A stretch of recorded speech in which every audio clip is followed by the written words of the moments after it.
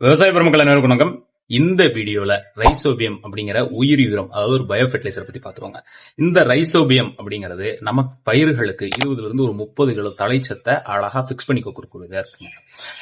இது எந்தெந்த பயிர்களுக்கு பயன்படும் அப்படின்னு பாத்தீங்கன்னா, பல்சஸ் அப்படின்னு சொல்லக்கூடிய பயிறு வகைகள் இருக்குல்ல, பச்சை பயிறு, உளுந்தம்பயிறு, இந்த பயிர்களுக்கு இதை மெயினா பயன்படுத்தலாம். இரண்டாவது மல்லாட்டை, கடலக்கொட்டை, இப்படி எந்த பயிர் அழைச்சாலும் கிரவுண்ட் நட் அப்படிங்கிற பயிருக்கு இது ஒரு நல்ல பயன்பாட்டை கொடுக்குதுங்க.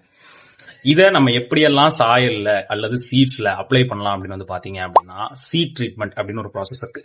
அதாவது விதைகளை தண்ணியில ஊற வச்சு அது கூட கொஞ்சம் மைதா சேர்த்து அதுக்கப்புறம் இந்த ரைசோபியம் 200 இருந்து ஒரு 300 கிராம் நம்ம கொடுத்து நல்லா கலக்கி நிழல்ல காய வச்சு அதுக்கப்புறமா விதைக்கிறோம் அப்படின்னா நமக்கு நல்ல ஈல்டு கிடைக்குதுங்க.